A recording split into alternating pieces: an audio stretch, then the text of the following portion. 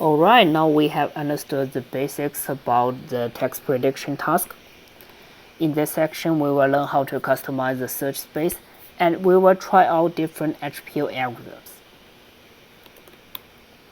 In this section, we will use the paraphrasing identification task for illustration. The goal of this task is to predict whether one sentence is a restatement of the other. So first of all, let's load the data, and we are using the Microsoft Research Paraphrase Corpus, the MRPC dataset. So here, for the dataset, we can see it's also a pandas data frame, and there are 3 columns: sentence 1, sentence 2, and label. And also, let's show some samples from this dataset. And for the first pair, they are paraphrase, and for the second pair, they are not paraphrase.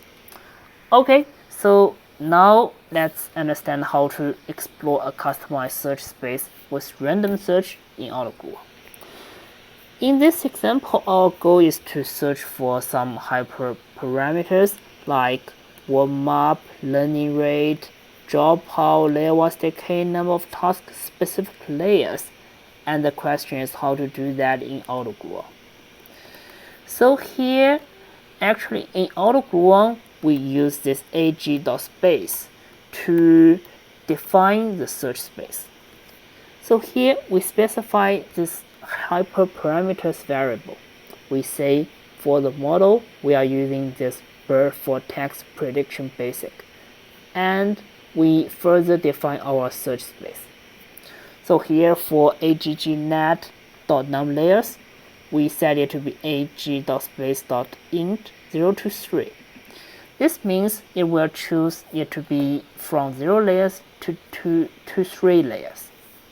And then similarly, we set the data dropout to be a categorical false true, which means it will choose either false or true for this data dropout.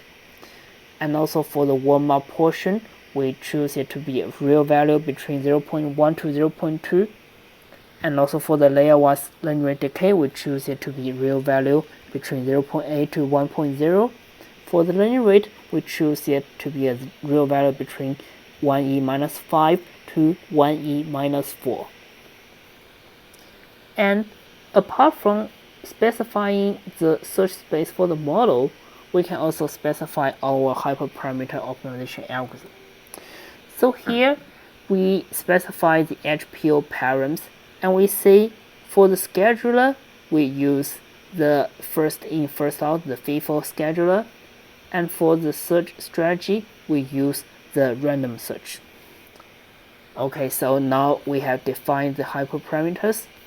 Next is call fit to train the model. Similarly, we specify this train data and the name of the label. And one difference here is also we pass these hyperparameters into the fit function. And then after we call task.fit, it will search the best hyperparameters based on random search because we define that in this hyperparameters. So we can see that it is searching, and since we set the number of trials to be 5, it is searching for this number of trials. And now we can see that this is final training curve. Okay, so let's see about the final performance. So here we call predictor.evaluate to get the performance, and we can see the final accuracy is 82.35%. The F1 score is 87.46%. Apart from getting the performance, we can also check what's the best configuration in this random search. We can do that by accessing the predictor mrpc.results, and we choose the best config. And we can see that for this best config, we have the following results. So for the data dropout, the choice is 1, which means it chooses to turn on dropout. and the number of layers equals to 2, and layer 1 decay close to 0.9, and learning rate something, warm up something. So these are the configuration of the final model that we adopted. In addition, let's check some prediction results. So here, for this example, I have selected 3 sentences. So the first sentence is, it is simple to solve NLP problems with AutoGluon. And second sentence is, with AutoGluon, it is easy to solve NLP problems. And for the third sentence is, AutoGluon gives you a very bad user experience for solving NLP problems. And we can see that it's, for the first 2 sentences, they should be paraphrases. And for the first sentence and third sentence, they should not be paraphrased. So let's check the model's prediction. Similarly, we use predict and predict proba to get the prediction and the probability. So here for this model, for the first pair, it predicts that they are paraphrases, and the probability is very high, it's 0.998. And for the second pair, it's the first sentence and third sentence. It gives the right prediction, and the probability is 0.59.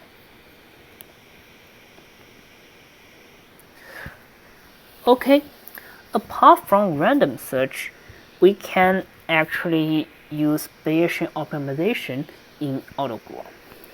So here, next, I will show how to utilize the SKOpt as the searcher.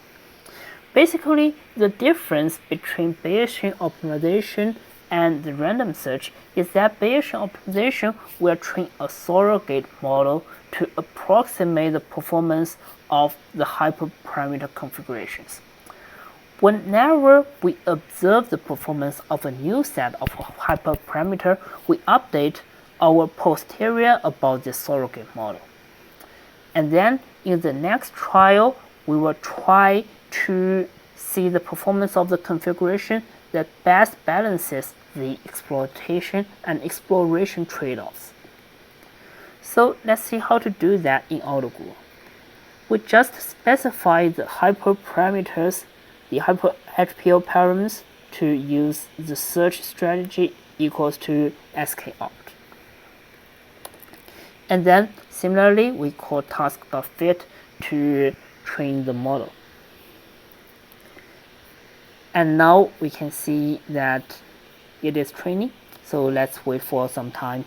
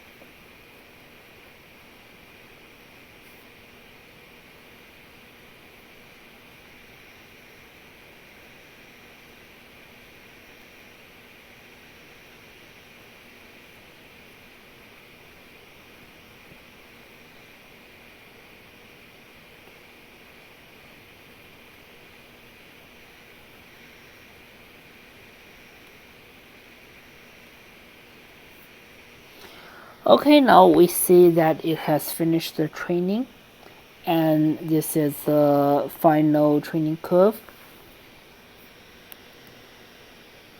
So similarly, let's get the prediction, and here we also get the accuracy and the F1 score, and we try to get the best configuration. And for this specific searcher, the accuracy is 83% and the F1 is 88%.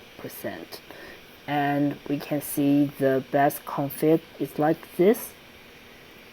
So for the number of layers it's 1 and error decay equals to 0.83, and also it chooses to use dropout. And similarly, let's see how it behaves in our manually designed samples. And we can see for the first 2 pairs it also gives true, and the probability is 0.997, and for the second pair it predicts false and probability is 0.82.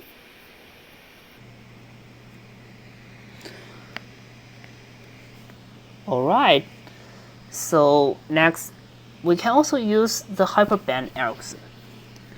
Different from random search and Bayesian optimization, hyperband tackles the HPO algorithm in a different way.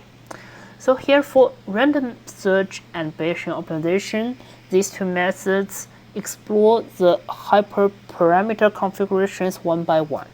But in hyperband, it borrows the ideas from multi-arm bandit, and in hyperband it will try to explore multiple configurations simultaneously. And during this exploration process, it will try to early stop the bad performing configurations and only keep training the promising ones. So in this presentation, we will not touch details, and if you are interested, you can check the original hyperband paper. So here in AutoML, you can use the classical hyperband by specifying the scheduler to be the hyperband scheduler. And also here we use the classical version in which it's hyperband plus random search. So here similarly we can call task.fit to train to conduct HPO on the training data using the hyperband algorithm. So here, due to the time limits, so these are pre-calculated results, and we can see that for the hyperband scheduler, it is able to explore more configurations, much more configurations than both in random search and the Bayesian optimization. So here, this is a final training curve, and we have also evaluated the depth score. So here, basically for the hyperband, we can see that it reaches the 88.81 F1 score and 83.58 accuracy, and it also chooses to turn on dropout. It chooses the number of layers equals to 2 and the learning rate decay equals to 0.91. So this is the choice of the hyperband algorithm. And also, let's try to see how hyperband performs in our manually designed samples. And we can see for the first pair, it predicts their paraphrase with 0.998 probability. And for the second pair, it predicts their null paraphrase with 0.799 probability.